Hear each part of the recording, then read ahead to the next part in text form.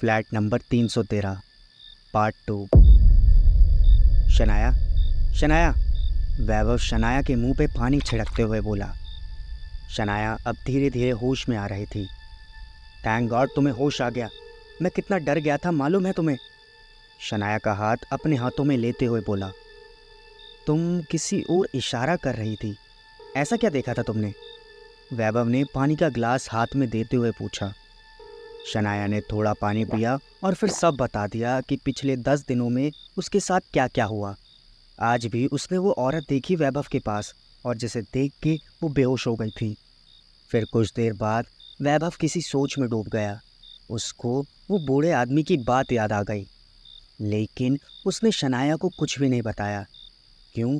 क्योंकि वो शनाया को और डराना नहीं चाहता था। देखो शनाया, ज़्यादा मत सोचो, बस थोड़ी देर आराम कर लो, फिर सब ठीक हो जाएगा। वैभव बेड से खड़े होते हुए बोला। अगले दिन ऑफिस में वैभव किसी सोच में डूबा हुआ था कि तभी रवि की नज़र उस पर पड़ती है। रवि वैभव का ही दोस्त था। वैसे तो वैभव को कंपनी ज्वाइन किए हुए कुछ ही दिन हुए थे, लेकिन उसके फ्रेंडली बिहेवियर की वजह से उसने बहुत से दोस्त बना लिए थे। उनमें से एक था रवि। रवि और वैभव साथ में ही लंच किया करते थे, इसीलिए वो उसे लेने आया था। लंच करते करते भी उसका ध्यान शनाया की बातों पर ही था। क्या हुआ वैभव, कोई परेशानी है क्या?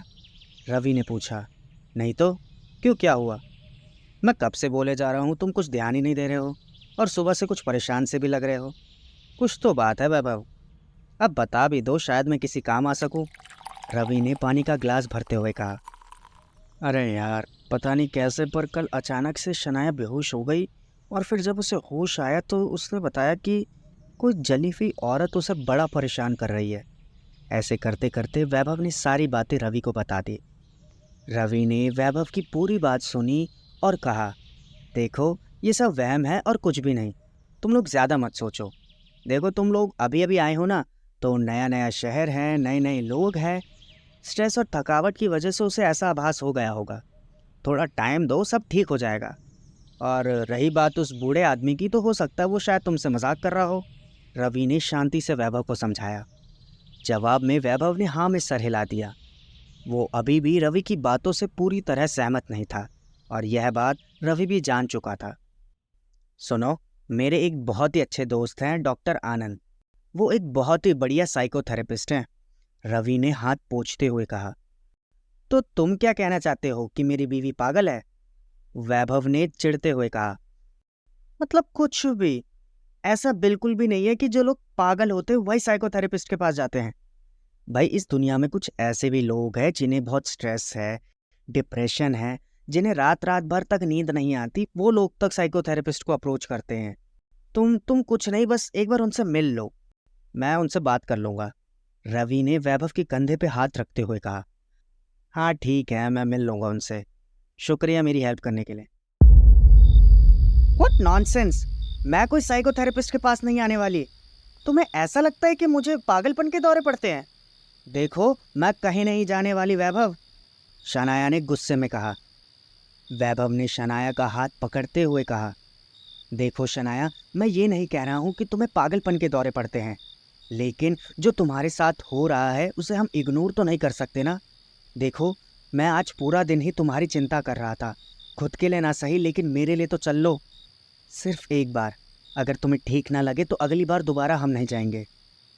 शनाया ने वैभव की ओर देखा, और उसके चेहरे पे उसके लिए चिंता साफ दिखाई दे रही थी। शनाया ने हाँ में सर हिला दिया। तो ग्रेट, कल सुबह 11 बजे की अपॉइंटमेंट है। ये कहकर वैभव बेडरूम में चला गया। दूसरे दिन सुबह के 10 बजे वैभव ने एक कैब बुक करी थी। कार अपनी तेजी से आगे बढ़ रही थी और वैभव अपने फ़ोन में बिजी था। शनाया ने अपनी साइड की विंड स्क्रीन को नीचे कर दिया। दिसंबर की ठंडी प्राकृतिक हवा का झोंका मानो शनाया के गालों को सहला रहे थे। थोड़ी देर के लिए ही सही, लेकिन शनाया सब कुछ भूल गई थी। उसने विंडस्क्रीन पूरी खोल दी और अपना चेहरा बाहर निकाल दिया। उसके खुले बाल मानो समुद्र की लहर की तरह लहरा रहे थे। तभी अचानक से उसके चेहरे से छूकर कुछ गुजरा। कुछ रेशम के कपड़े जैसा और उसमें बासी सड़े हुए मांस की बदबू। शनाया ने चौंक कर चारों ओर देखा पर वहां पर कुछ भी नहीं था। उसने अपना चेहरा अंदर किया और विंडस्क्रीन बंद कर दी, लेकिन वो गंध अभी भी उसे आ रही थी। वैभव अभी भी अपने फ़ोन में बिजी था। वो कुछ बताए उससे पहले ही अचानक गाड़ी रुक गई। सर, निर्मल आर्केड आ गया।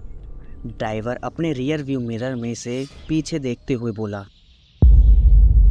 एक बहुत ही बड़ा कमरा जिसके बीचों बीच एक बहुत ही मुलायम सोफ़ा रखा था। उसके ठीक सामने एक बड़ी सी चेयर, बीच में एक बड़ा कांच का टेबल जिस पे कुछ किताबें और लिखने के लिए डायरी और पेन थी। कमरे की दीवारों पर पॉजिटिव थॉट्स वाली पेंटिंग्स लगी हुई थी। हेलो डॉक्टर, मैं वैभव, रवि का दोस्त। वैभव ने अपना हाथ आगे बढ़ाते हुए कहा। हेलो, मैं आप लोगों की ही प्रतीक्षा कर रहा था। रवि ने आपकी प्रॉब्लम्स के बारे में बताया मुझे, डॉक्टर ने हाथ मिलाते हुए कहा। दोनों सोफे पर बैठ गए और डॉक्टर आनंद डायरी और पेन लेकर सामने वाली चेयर पर बैठ गए। हाँ शनाया, मुझे शुरू से बताओ, कब कब होता है ये तुम्हारे साथ और कब से हो रहा है? डॉक्टर ने अपनी डायरी खोलते हुए कहा। शनाया ने सारी बात विस्तार में डॉक्टर आनंद को बता दी। देखो शनाया, इसमें डरने वाली कोई बात नहीं है। ये सब तुम्हारा सिर्फ एक वहम है। भूत जैसा इस दुनिया में कुछ भी नहीं होता। रुको, मैं तुम्हें अभी समझाता हूँ। देखो, हमारा दिमाग एक मेमोरी चिप जैसा होता है जो देखी हुई सारी बातों को अपने अंदर स्टोर कर लेता है। तुमने जो महसूस किया वो बस तुम्हारे दिमाग का एक छलावा है और कुछ भी नहीं। कभी कभी हम जो देखते हैं पूरा दिन वही सोचते हैं, वही हमें रात को सपने में नजर भी आता है।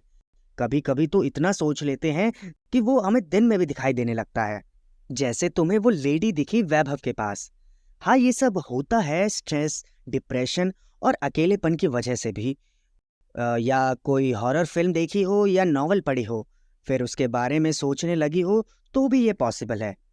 ऐसी कंडीशन में एक छोटी सी छोटी आवाज़ भी इंसान को डरा देती है। तुम्हें इन सब से बाहर आना होगा शनाया। थोड़ा पॉजिटिविटी लाओ अपने आसपास। अच्छा सोचोगी तभी तो सब अच्छा होगा। तो अब आगे क्या करना होगा डॉक्टर? वैभव ने पूछा। मैं मेडिसिन दे रहा हूँ, पर मेरा मानना है कि अगर ये बुरे विचार करना छोड़ दे तो मेडिसिन की कोई ज़रूरत नहीं होगी। फिर भी अगर मेडिसिन से भी कोई फ़र्क नहीं पड़ा तो हम अगले हफ्ते से ही थेरेपी स्टार्ट कर देंगे, डॉक्टर ने मेडिसिन देते हुए कहा। रात के 3 बजे जलने की गंध की वजह से शनाया की आंखें खुल गई। अलमारी के पास 2 पीली आंखें थी जो उसे ही घूरे जा रही थी। वो डर गई। उसने रजाई से खुद को पूरी तरीके से ढक लिया। थोड़ी देर बाद जब उसने रजाई हटाई तो वो औरत बिल्कुल उसके सर के पास बैठी थी और उसे ही घूरे जा रही थी। वो कुछ करती उससे पहले ही वो औरत उस पर चढ़ गई। औरत ने शनाया के दोनों हाथ पकड़ लिए। शनाया चीखना चाहती थी, वैभव को जगाना चाहती थी, पर उसका पूरा शरीर बुरी तरीके से जकड़ चुका था। गंध की वजह से शनाया धीरे धीरे अपना होश खो रही थी। फिर वो औरत शनाया के कान के पास आकर फुसफुसाई। दुनिया का कोई भी डॉक्टर तुझे मुझसे नहीं बचा सकता। ये सुनते ही शनाया की आंखें धीरे धीरे बंद हो गई। सुबह 7 बजे अलार्म की आवाज से शनाया की नींद टूटी। उसको रात को हुआ वो सब याद आ रहा था।